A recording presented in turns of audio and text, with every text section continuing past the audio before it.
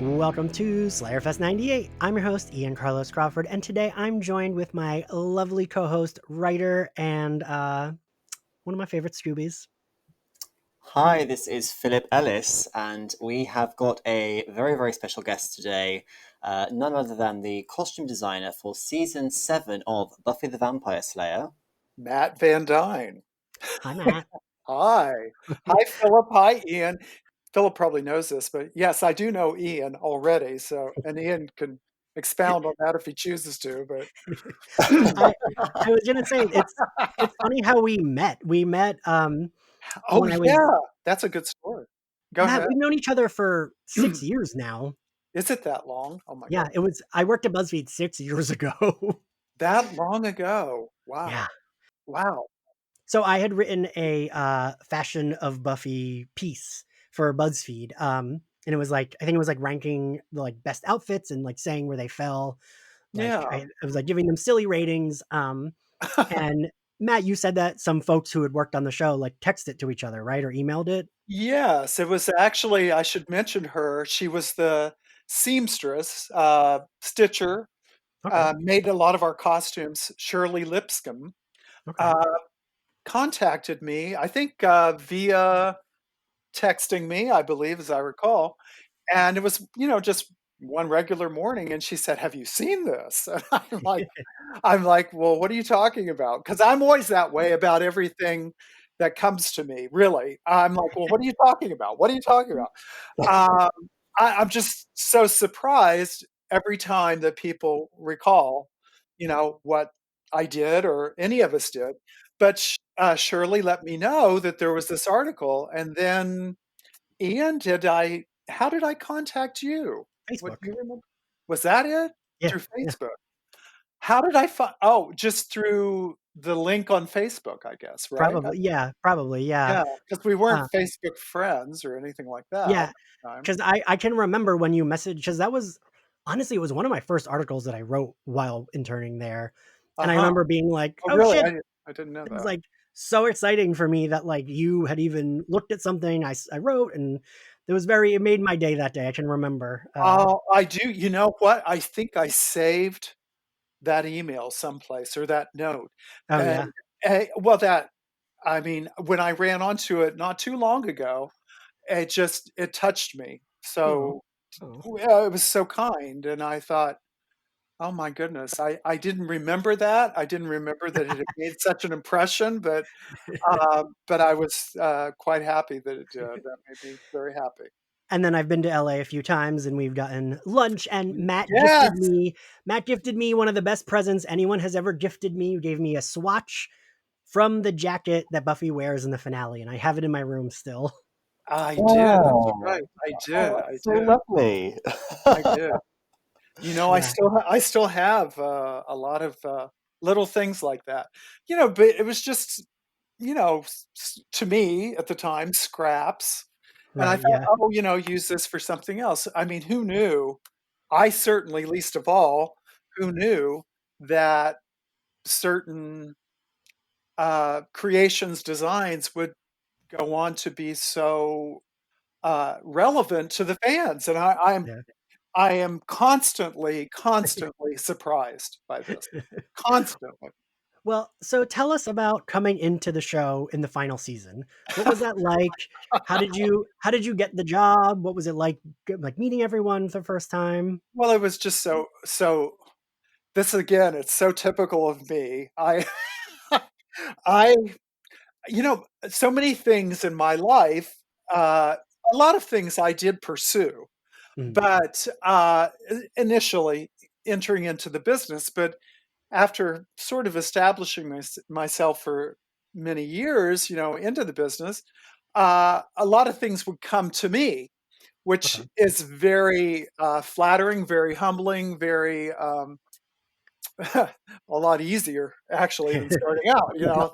To be quite serious, and I had worked on. I'm trying to think. I had met. Her name is Terry Dresbach. You'll see that she designed uh, some of the initial episodes in season 7. Okay. And Terry and I were colleagues going back to, I think about 2 years before we moved to Buffy. And I had met Terry briefly before I started working with her, but she didn't remember it, but I remembered her. And ironically, what was really interesting about that meeting, it was only just a few blocks away from my house. Oh, nice. And she was doing the pilot for a show that I ended up mm, maybe 6 or 7 episodes into that show, replacing her costume supervisor. She interviewed me, wanted me to come work with her, and I turned her down, as I do Oh, okay. so many things I do. I turn it down. I'm like, I don't want to do that. I don't want to do that. I'm really terrible that way. And fast forward to, well, I think I kept turning her down through that show called That's Life, and then we went on to do. We did a pilot with Sally Field called The Court, Hmm. and that with Brian Cox, Sally Field, and there were several. Mandy Patinkin was in it, and Oh, ironically, I was thinking about this today. DB Woodside, as I recall, was in that pilot, so that's where I met DB oh, Woodside huh. initially. So I already kind of knew him before Buffy. Small world, isn't it? I Yeah. mean, especially the entertainment business. But anyway, so I did another show since 911 happened when we were doing The Court, and then that, of course, everything went down. Nothing was happening, and we all decided, we need to find other work, and we've landed on a show called The Shield, which was the first show for the FX network. It was the initial, uh, show for that And that whole. show was a big deal. Yeah, it was, as it turned out. Little did we know. I mean, we just dove right in, and we didn't have any kind of budget for that show, or everything was new, and it was a Yeah. very difficult show. So we did the first season of that. Well, I'm not sure. I don't remember how it happened, but Terry was then asked by probably through her agent, she was told about Buffy. And I assume everybody knows that there were other designers there for several seasons Yeah. before we were there. So, but Terry, I remember getting the call from Terry, and Terry and I are very good friends, by the way. We're very close friends. Okay. And she called, and she said she had this show Buffy, and I'm like, oh, like that. And she said, well, now, she said, I really want you to come do it with me. And I said, well, I don't know, I'm just so tired and all this stuff. And it was, it was in the summer. It was June of, what was that? 2002, I guess. I think And so, yeah. and I said, "Oh, I'm supposed to go on a trip in August and all this stuff." She goes, "You can still go on your trip. You can still, just come do the show." I said, "But it's all the way over in Santa Monica." I said, "That's so far away." And she goes, "Well, I'm coming from Pasadena." And I said, "Well, I know, but you know, And she goes, "No, just come do it." So I finally said yes. Matt, that's very LA of you to be like, oh, I can't. That's too far. It's so true. It's so true. It's so pathetic, but so true. So true. But it was like, well, that's going to be like an hour and a half drive, probably, with traffic and all of that to get there. But the one thing that really did make me want to do it was that I would be working with some of the people that I'd worked with before. Besides Terry, there were other people on our crew that I loved working with, Okay. and that, of course, I kind of, I that's just my default position, is to say no, and you know, That's very gay culture too, to be like, my default is no, and then I ask who else is gonna be there, and then I decide. oh, is that, you think I know that, but I didn't know that. Okay, see how bad I am. I'm not.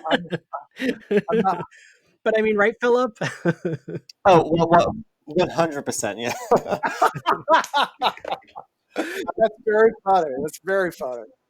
So I know that you've told me, that you met with each of the, like, main actors right before you got started Yeah. on styling them. What was that like? Um, well, it was, I could do two different versions of that. There was the initial meeting when Terry was there, and of course meeting everyone. And then Mhm. when Terry left the show and I took over, it was kind of like meeting them all again in a different way. I mean, they knew me, of course, and they knew that I was an important part of the whole show. But actors, they're like, oh my gosh, somebody new's going to do this, for me, and I had to reassure them that that I understood the characters and all of that. But initially meeting everyone was it was wonderful. I mean, they were all very welcoming, and as I recall, I don't remember that I met Allison right away. I think Allison might have been on location, maybe at the Okay. time. Oh, I, yeah, yeah, because they were in Lo her and Willow and Giles were in London filming it, and they filmed at Anthony Stewart's Head's, like, that's actual yeah. yes, yes, yes, yes. That makes sense now. Yeah, but I did meet the other cast members, and not. I didn't have much interaction. I was thinking about this today. I had a lot of interaction with the cast, of course, Okay. Yeah. but as far as crew people, um, we were kind of segregated off to one side of the Mhm. whole uh, business. Of course, my set people were very involved with the other crew members, but I was always kind of separate. I was always dealing with the cast or the producers or the writers or the directors. Okay. So that was always different. I really didn't mingle that much with hair and makeup, but a lot of mostly from my department, I would interact mostly with the people who would build the monsters and all that stuff because we were always working together to Okay. create the look of the monster, the demon or whatever. So That's um funny. I didn't know that you guys would have I didn't know I mean, that makes sense. I would have thought that it was just, like, makeup that did the monsters. I didn't realize you would also do the no, monsters. no, we did too. Probably, I don't know how much makeup would be involved with some of them because a lot of it was really kind of rubberized suits and things The like that. prosthetics. So Okay, yeah, yeah. prosthetic. But yeah, some of it was built separately from the makeup people. I think I'm not sure, Okay. but yeah, but I remember, yeah, just of course, we were probably looked upon by the cast a little warily because we were new, Yeah. and and they were so accustomed to what had come before. So but that was probably not even really in the forefront of my mind at the time because there was there was so much to do Yeah. to get that show up and running again, for season 7, that you don't have time really to think about those personality things as much, but you just do the work, and that was my certainly my work ethic. As far as it was always just do the work, Yeah. Yeah. and that, as I was looking back, I mentioned this before we started recording, but I found these ledgers. I have binders of everything that we did on season 7 in the way of costuming and purchasing and breakdowns and as far as budgets and all of that. And I looked at that today. First time I've looked at it in how many years has it been? 17 years? 17 years. I had it in a crate out in my garage, and I looked at that and I just thought, this is like reading another language. It's it is so it is so complicated and so um, detailed to do this, and I thought, I can't believe that I actually did this.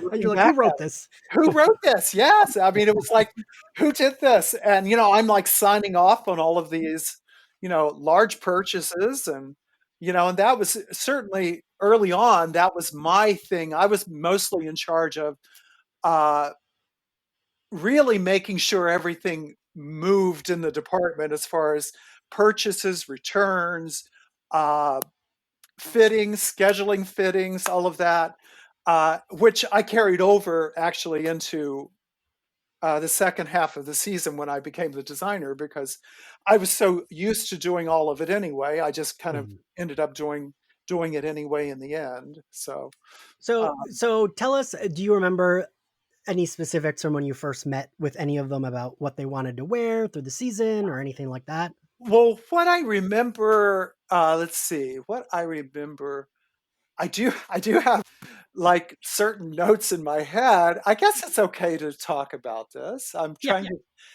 Yeah, I don't want to do any. I would never want to compromise anyone. That's just not how I roll. I just don't do that. But as you know, Sarah is what a beautiful girl. What a beautiful, intelligent, kind person. And Sarah and I got along terrifically. We were very comfortable with each other. Yeah. And what I remember, but Sarah had certain, as we all do, I certainly have my whole lifetime, we all have like certain uh, ideas about what we look like, you know? So, and I certainly have my whole life because I grew up a fat kid and now I'm anything but I always think of myself as a fat kid. So, um, but, uh, I remember Sarah had this idea that she was kind of like, she thought, I don't know what she thought about her, her torso, her rib Mhm. cage or something.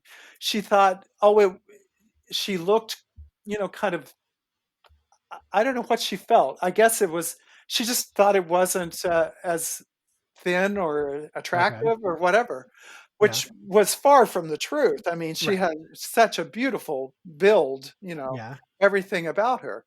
But of course, we all accommodated that because you want the actress to feel comfortable in what she's wearing.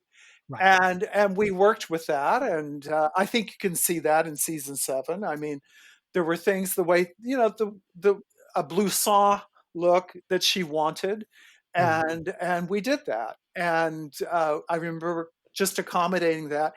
And the biggest thing, but that I remember about her, I mean, she wasn't like fanatical about it or anything Right. like that. It was just something that she, had an opinion about, basically. Yeah. Yeah. And but also the other things that were really interesting that were she was just so practical, and that's what I loved about her. She was always very practical. She loved fashion and she knew fashion inside and out. And you had to be on your toes with her because she really knew what she liked and what was happening in fashion. And she had a very keen eye about what would look good on her. And she was, and I really wanted to accommodate that for sure, as did Terry before me, And the most practical thing though that I was going to get to about Sarah was, a lot of the show was done at night, of course. And we would go to graveyards, and cemeteries, across town, and night shoots, getting into the autumn weather in LA at night, the temperature, it's like desert, it just goes down tremendously at night. And a lot of the clothing, as I was looking at it, it's all built on adding layers because she would think it through, as would me or Terry before me, would think through about, okay, they're going to end up where in this episode they start out, in the home or in, Right. basically on the set. Basically, it's where they are, but eventually they're going to be out of doors, and Sarah would know that, and we would start building things that she could add to her costume that would go along with everything that had come before. So by the time she ended up at the cemetery, she was one warm girl because she had her coat, she had her scarf, she had everything she needed. So And that's the origin story of the sort of iconic blue denim jacket that we see so much throughout the season. that's probably true. Yeah, is it seen a lot? I should really look at that. Yeah, probably true. That's funny Yeah. because I was thinking that as you were Well, saying that. I do remember that now that you mentioned that denim jacket. I remember going to uh they were doing a shoot. I'm not sure which episode it is, and we'll have to come back to that at some point. But they were doing a shoot in a place where they were doing construction on this building in Burbank, California, which is far from Santa Monica, but there was a big hole in the ground. And I remember, I think Sarah, she either wore the denim jacket or maybe she wore a black jacket in that one. But I thought it was a denim jacket. I could be wrong. But I remember, yeah, that was so important, because it was nighttime and you're down in a pit where they're digging, basically the foundation for a high rise. Right. and she wanted to be warm. And we would do shoots out in the desert later on in the season. Yeah. We were out in Vasquez Rocks is the name of the place, out All right. north of Los Angeles here. And they did a lot of, I think, westerns out there way back when and all that. But at nighttime or daytime even, it was cold. I think that was in January we were out there. Hmm. And but that was the denim jacket definitely is in that episode. I remember. Yes. Yes, Get It Done. That's the one with Yeah. with the jacket, the cream turtleneck sweater, and the black flowing skirt. Yes. That Yes. yes, yes, I yes, yes. We built the skirt. That's right. I was just I about to ask you because I yeah. feel like that outfit is very iconic. Is it That's one of really? Is it Yeah, I think it's really? one of her iconic season 7 looks, and I was actually gonna ask you about that skirt 'cause I couldn't tell. It looked Yes, like yes. custom for her, It and was that makes custom. sense. Well, it was custom. Do you want to hear the story of how that skirt came about? I can tell you. I would love to. Okay. Well, well, what was in the script was in that episode, as I recall, she's with the three tribal guys, the Yes. African Yeah. guys, whatever. Yeah. And that was shot indoors. But then when they appear to her in the desert or in the rocks in the Mhm. outside, we of course moved to that area. Well, in the script, as I recall, they wanted the skirt. There was going to be a fan element, air, circulating air Mhm. that would move the skirt and all of that. Well, Sarah Sarah was like not too thrilled because she knew that I'm going to have to wear a skirt and go to the desert, and it's going to be cold. So Right. so we had to work around that. And the the thing was to certainly make her warm with the sweater underneath the denim jacket, but with the skirt, to do multiple layers. Well, that works well for two reasons because the layers, the way I designed the skirt to be made would make the air element, what the producer writers were looking for, that would make that happen. Because when the circulating air and the fan hits that, you're going to get a lot of movement, a lot of interest on the screen with that skirt moving that way. But also the layers again give warmth and protection to the actress. And of course she wore some warm things underneath the skirt. And as I recall, I believe she's wearing boots in that, as I Yeah. recall, right? I think they're like knee-high boots, yeah. Yes, and I think those are the might be the boots that there is a funny story about that. I'll have to tell that later. But I think I think as I recall, we got back on the set. Yes, we got back on the set, and she was in the boots, and they're spike heels, as I recall. Mhm.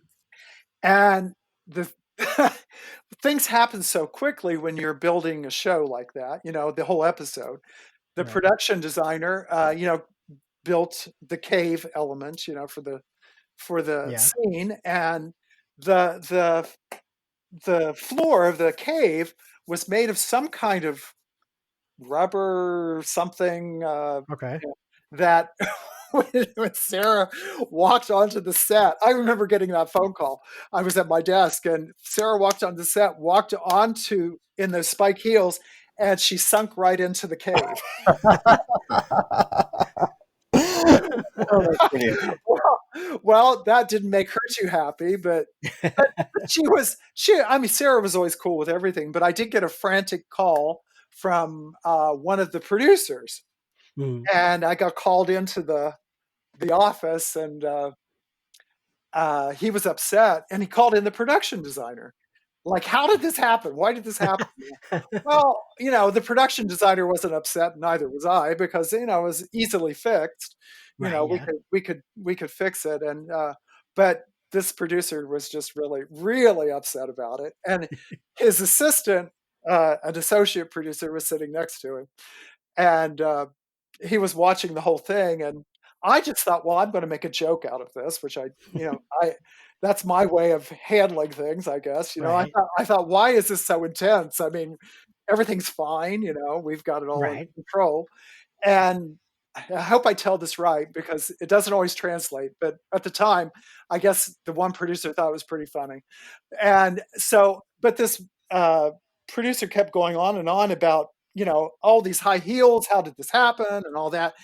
And he said, how could you let that happen? And I looked at him and I said, well, I've never walked across that set in 3-inch in heels before. And then I said, ... Well, not 3-inch heels.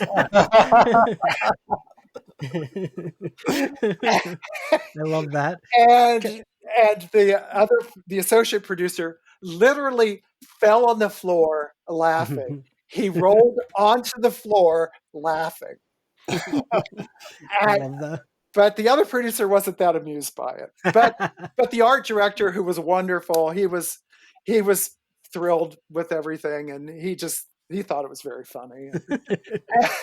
And it was funny because it wasn't a crisis at all. So, Right, yeah. I mean, that's a very like work thing, right? Someone higher up gets mad about a yeah. thing. It's like, Well, and I'm sure as the season goes on, and people are tired, and right, but yeah, it was all fine, because I don't know. I don't know if I changed out her boots or not, but we always had for the stunt doubles. I'd always have a different heel on their boots than yeah, on Sarah's, because Sarah would wear heels sexier because it looks better.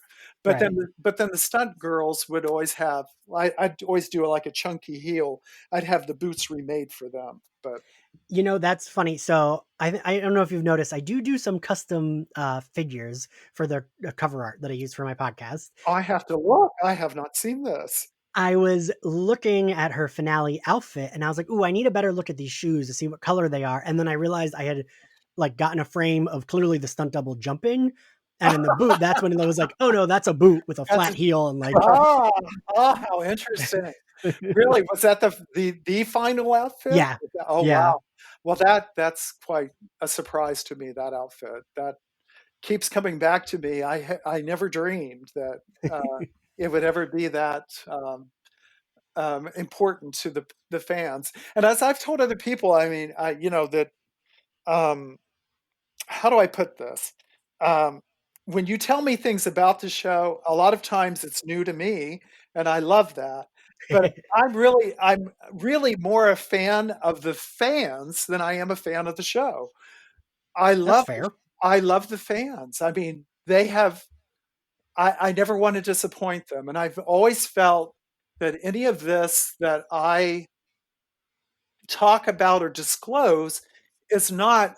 I don't think any of this is for me. I don't look at it that way. I think it's for all of you guys, because you're the ones who make it so relevant, so important, so um uh just everlasting. I can't Oh. believe it. Here we are 17 years later talking about it. Well, But and I mean, you worked on some other pretty big shows too, though, right? Haven't you worked on like Murphy Brown? yes, I did. I Really? didn't know. Did you know that? I didn't know you knew that. You told me that, yeah. Yeah, okay, yes. Well, I did. I worked on that. Was for all of the people who are way too young to know, um, which is probably just about everybody but me. Uh, That was a very important sitcom in the Yeah, late 80s and throughout the 1990s. And it was very topical at the time yeah, and very political. It all took place in Washington, D.C. And as you can imagine, in today's world, with politics as they are, and they were not as extreme back then, but they were as right. Still, yeah, but they were still, very topical. Everything was right. topical. Well, I remember it being. I mean, I watched that show when I was a kid, Matt. I loved that show. I Did remember, you? Did you yeah, really? Really? yeah. It was a big deal that she was like a single mother adopting a Yeah, child. I remember that yeah. being like, Well, that was a huge deal yeah. when I actually I came in to take care of the babies at first on that show and dress them. Oh, And really? yeah, that was there were two there were twins Mhm. for the Avery was the Huh. character's name. But yeah, and then that created a whole brouhaha with the vice president at the time, Dan Quayle, about Yeah. saying that that single parents aren't you know as I guess as you know well Yeah. just not the equivalent I guess of Right. a, a, a A family of two parent. yeah, Yeah. two-parent deal. But yeah, that show was very important back then, and I still see that, and it airs on I think Antenna TV out here or something like that. Okay. And I will look at it and I'll think, wow, we all did a great job on that show. It still holds. I mean, the look of it still holds up. It's always a very fashion oriented show, which I liked. With Candice Bergen, of Right. course. Yeah. Candice was very into fashion. So So Philip and I actually interviewed the costume designer who worked on the show for the previous seasons of Buffy, oh, um, okay. and Cynthia Bergstrom, and she was saying that there are some outfits that she'll look back and be like, "Ooh, why did I pick that?" But then some she'll be like, "Ooh, I really like that." Do you have outfits like that with Buffy where you look back and you're like, "Ooh, why did I pick that?" Or like that you love it now? Well, I could. Well, let me tell. Okay, this is a better way, I think, to answer this. Um, I will tell you.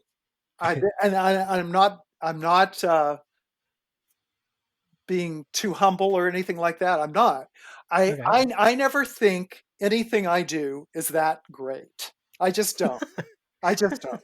So the other night, I'm mentoring a student in the university back where I went to school, and I Hmm. was trying to come up with a project for him. And I thought, oh, maybe I'll pull out one of my Buffy episodes and but then I'm thinking, well, oh, okay, well, this is sci-fi and he really likes sci-fi. This might be relevant to him.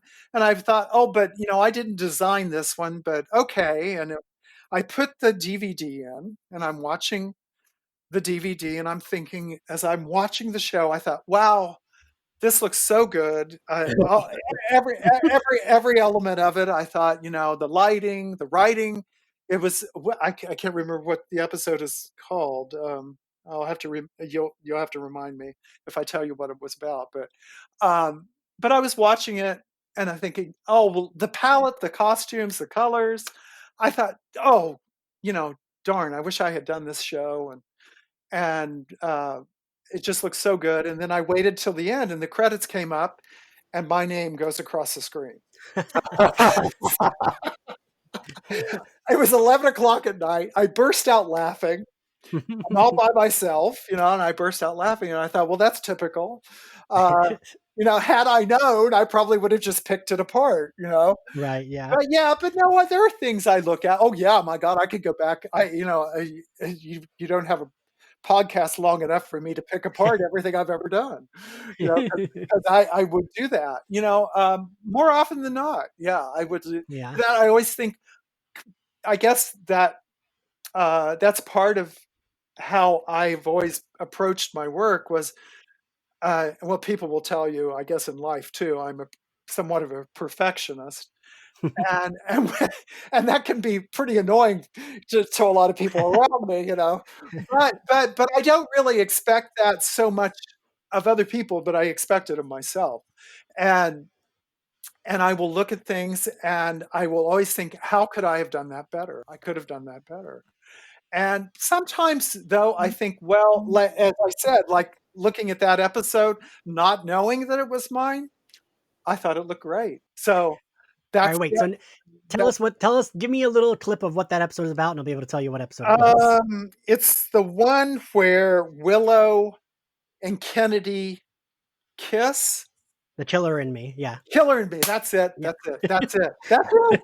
That's it. Yes. And I was looking at Kennedy and I thought, oh, I love the suspenders. And, I thought, oh, I wish I had done that.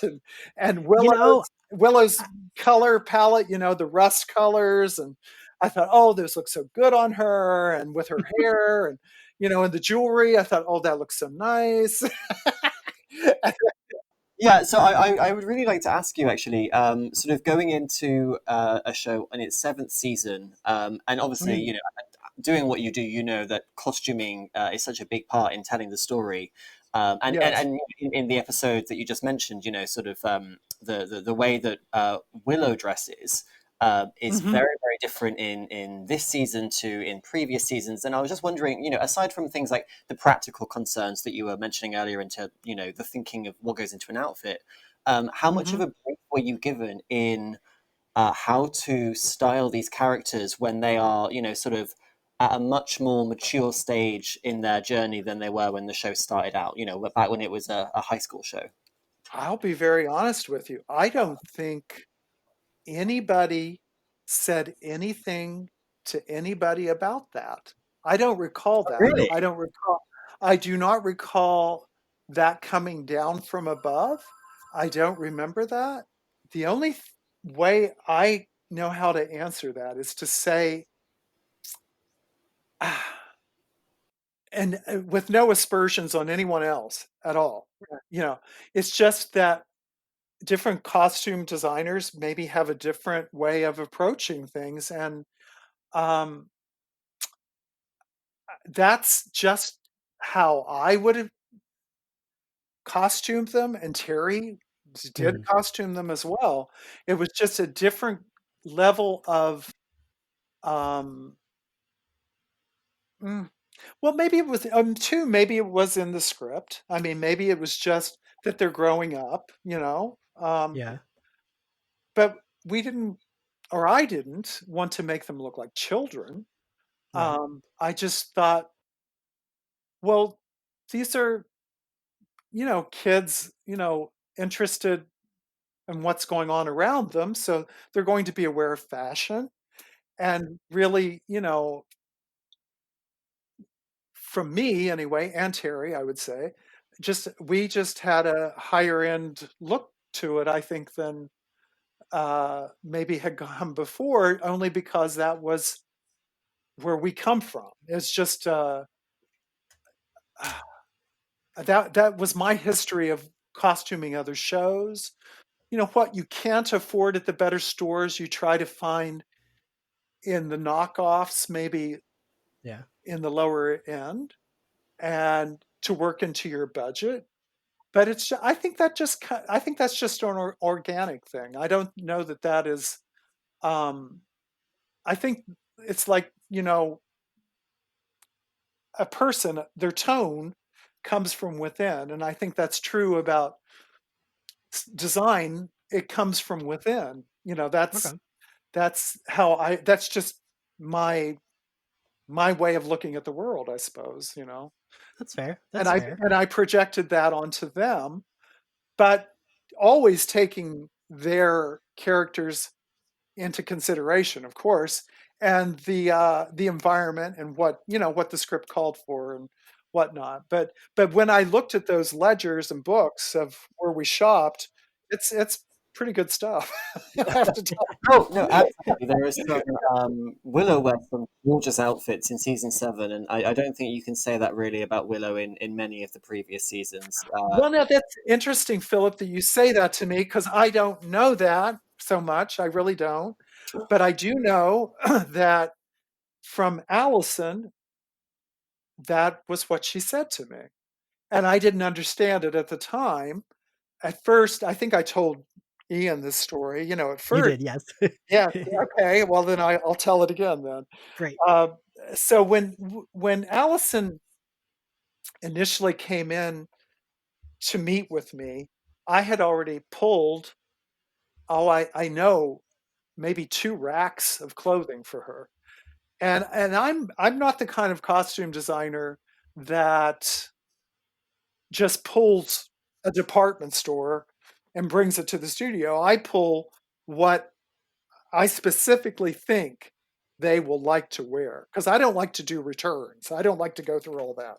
I like to, build a closet, make it look like that character shopped for those clothes, And so that was kind of the cohesive look of what I put together for her initially. And I remember I tried to get her to come in to meet with me, and I could tell she was postponing it. To be, you know, fair to her, I think it was just like, well, why should I go through this? Nothing ever really makes me look, that happy, I suppose, happy about how I look. And um, and I think she was happy with what Terry had done as well. But then there's a shift, and maybe she felt like, oh, this isn't going to continue, or I don't know what she thought. But so I remember, like I said, I loved my crew. I had the greatest crew, and I had Lorna Furman, who was my shopper, who was excellent. She would, I could give her direction. She'd go out and buy for me what I couldn't buy, or we would go together. So Lorna and I did shop it, and then I had my set people, Renee Hazelton, which was Allison's costumer. And I told Renee, I said, "Well, Renee, you've got to get Allison to come in. I really have to fit her."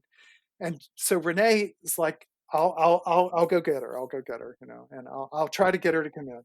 So Renee brings her in, and I just kind of, I remember I just stood back at the time. I thought, well, I don't want to like hover over her and make her feel uncomfortable. Just let her see what I have done and see, what what grade she gives me. I'll either get an A or probably an F. I don't know. Because for me it's like never in between. But so it's like it's either good or bad. But so so I remember, I'm bagging the clothes and had them all set up. And Renee said, "Now come here and look at these." And Allison started going through all the hangers one by one, moving them aside, moving them aside. "I like this. I like this. Oh, this is, I like. And Renee said, "Well, see, don't you like?" And she goes, "I do. I like all of it." And I, it just made me feel like $1 million because Nice. those are for the, those are the experiences for me that means so much because, and I kind of had this reputation before I ever came to Buffy of working with um, actors or actresses that were not always easy to please. I always seem to fall into working with those people because I think it's all about listening to them. And if you listen to them, and I think it's just like anybody in life, people just want to be heard, you know. Yeah. And I didn't like try to superimpose all of my opinions onto her about what she should wear. I just knew, from her coloring and her character, and I was certainly a fan when I was introduced to Allison's work right before I started Buffy. I watched, I think it was the final episode of the previous season, and I thought, who is Yeah. that girl? Who is She's a that? good actor, yeah. Yes, yes. And I was a fan, and I was a fan of Sarah's too, of course. But but I like that yeah, you have to add it then you're like, "I'm not playing favorites, I'm a fan of no, both of them." no. Yeah, both of them. Yeah, both of them. I mean, but Allison.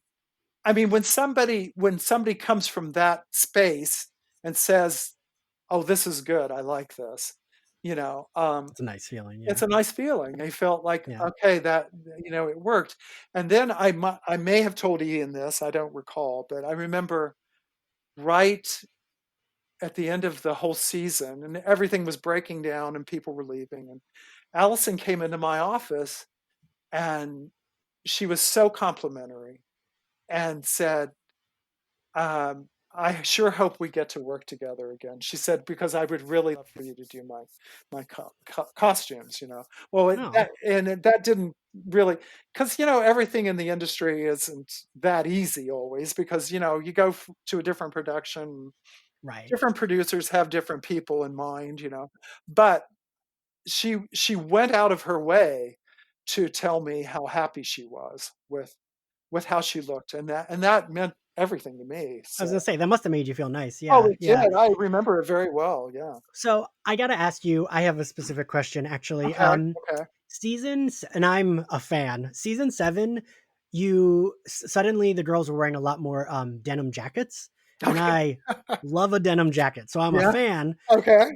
I'm I was wondering what, like, so it's in a numerous episodes, Buffy wears denim, even, like, sometimes Dawn wears one, Faith Uh-huh. wears a few. Yeah. Yeah. Was that more just like, is that more like your influence, or is that like of the time that was more in, because I know they were in style. I mean, they I still think kind of are. I think it was more of the time, to be serious. Yeah. Yeah. I think so. Yeah. And plus, I suppose, would you say Dawn? I love Michelle. Michelle and I got along terrifically too. Oh, Um, nice. and loved her mother, Lana, her mother, great, great lady. Um, but Michelle was young at the time, very Yeah. young. She was like And close to actually the age she was playing, yeah, oh, right? yes, yes, yes, Yeah. yes, very young. And but I listened to her too. Of course, she wanted to look, at the time, a lot like Sarah, because Right. Yeah. she looked up to Sarah Mhm. in a professional way and in a personal way. Because Yeah. as I recall, I think Sarah's mother and Michelle's mother they were good friends, as I recall. Okay. Yeah. I know that Sarah was the one that kind of wanted Joss to hire Michelle for that role. Like they were friends prior Oh, to is that true? I Buffy. did I did not Yeah. know that. See, I'm learning. I did not know that. No, I did not. Listen, between Philip and I, we are like a wealth of useless Buffy No, knowledge. you're you have a wonderful encyclopedia. Yeah, that's I right. want to Okay. say as well, actually, season 7 for me is the season where Dawn works the most as a character. And I think partly it's because they figure out sort of more how to write her for the age that she is, because in previous seasons they sort of age her down a lot. And also it's a lot with how she Oh, looks, because she looks like oh, a young woman, oh. She not a Yeah. does, girl. doesn't she? She does, doesn't she? Yeah, she does. I agree. I agree with that. I don't know too much about what she wore before. I don't know. I really should go back and look. so, so, I, so I could, be more, you know, up to speed on that. But yeah, I think she does look like a young woman and coming into her own. I think that was the idea, that this young girl is coming into her own. I And I gotta ask you about her though, because she was taller than Sarah Michelle Gellar, and there's a joke about that in one of the episodes in season 7. Was oh, that ever like, was that ever annoying for you? Because like you couldn't put her in bigger heels or anything like that? no, I don't recall that at all. Oh, Actually, really? yeah, I don't. Well, Sarah always wore pretty good size heel, so That's true. yeah. She's tiny, right? So yeah, so maybe I did do that just again organically, to because yes, I mean you would not want her to be bigger than Sarah, Right. on screen. That's true. Maybe I did do that. I don't remember specifically having that conversation with anyone about doing that, Mhm. but Maybe it um was just like you saw them and you were like, okay, this is what it's yeah, gonna be. yeah, this is how the way it should be. Well, plus unfashionably, a young girl like Dawn, I don't think would be going around in the heels and all that, Right. as much. Yeah. There is a, yeah, there's a joke in, I forget which episode. It might be the second or third episode where Dawn makes a joke to Buffy about how she's like, "Oh, you can let me do more adult things like wearing heels." And Buffy's like, "Nope." Oh, that's good. Well, it's funny when I watch those episodes how little things creep in to the show that I do think came probably from real life. Yeah, Yeah, yeah. yeah, I think so. I think so. So The writers were very good about doing that. They were very yeah, they were very very astute for sure. Yeah. who were some of your favorite people that you got to work with, like working wise, not just like meeting In my whole on Buffy, career or on Buffy, Buffy? On on Buffy. Buffy. Favorite people? Well, seriously, Sarah, Yeah, very, very much so. I just hold her in such high regard. I always do. Um, because she just made it so easy for me. that's funny. And That's funny. Yeah. yeah, she made it so easy for me. And I think I may have told you this story, Ian. I'm sure I did, but I'll try to not be too specific so I can get the point across. Okay. But when Sarah and I started, really collaborating, Hmm. um, there was somebody who came back to the show who had not been there for a while, and Hmm. I was told that they could be very difficult to deal with, and be careful, with just any interactions with that person. Okay. And I thought, oh, okay, I was like, oh, okay. And um, one evening, I was going to Sarah's trailer, and that person that I had mentioned that came back to the show happened to be in Sarah's dressing room, and Sarah introduced me to them. Hmm. And and I was, I certainly was glad to meet them. I didn't have any preconceived ideas, only what I'd been told, but nothing, that I had, experienced with this person. But I guess Sarah may have known that, it could go the other way, Hmm. So she said, when she introduced me, she said, and this is Matt, and we love him. And I knew where that was coming from. I thought, oh, isn't she clever? Is what I thought. Isn't she clever? And she always was clever. She was smart as a whip. I mean, really, just smart. That girl was so smart. And I never had 1 ounce of any trouble of any kind from that person. Ever, ever. Mm-mm. I love that. I feel like you were like the gay everyone was friends with on set or something. But yeah, yeah. I mean, well, you know, I'm pretty easy to get along with, I think, You are, yeah, I think so. yeah. Okay, You know, Philip, did, I have to say, because this is three gay men talking, James Parsons, that tight blue top you put him in had got him looking so right. I oof, yeah. want to thank and congratulate you for that work. well, now see, now that's interesting because again, Terry that I worked with before and we had, maybe that's why we always got along so well. We had the same aesthetic, Mhm, basically, about things should be sexy yeah, and not overtly so, because I think there's right. a difference. I really do. I, No, yeah, I definitely, yeah. I really do. I mean, I see a lot of costuming that I go, well, that just looks like trash. That doesn't look like sex. That just looks like trash. Right, yeah. Sexy is a shirt like maybe on James, it's cut just a little Ooh, that one is, yeah. above, maybe above his, waistline, just a little, just so that when he moves a certain way, you're going to get a little hint of something. Nothing major, but or tailored in such a way that the fit is everything. 3/4 sleeve, whatever.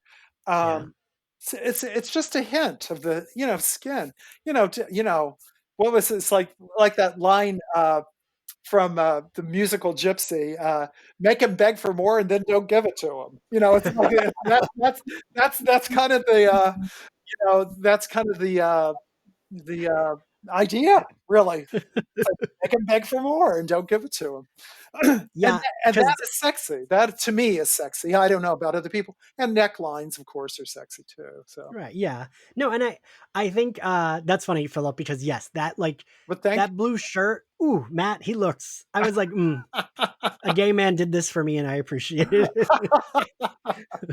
well, yeah, well, that's great. But really, like a lot of that I learned from Terry Dresbach. Some of it about the Yeah. way uh, a neckline, the rather than it, the way it fits, not right up against your collarbone, but just a little lower, just exposing just a little more, Mhm. and even recut it to do that. And of course, certain designers, like I said, I think that was a Versace. I think.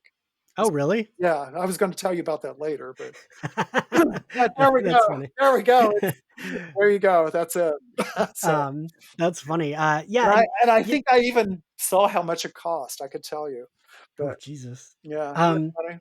Isn't that so funny? Go ahead. that's funny. So the woman that played Glory, Claire Kramer, she's in the one episode in season 7 where all the villains come back. I don't know if you remember. It's Now, like which? every villain has a quick cameo.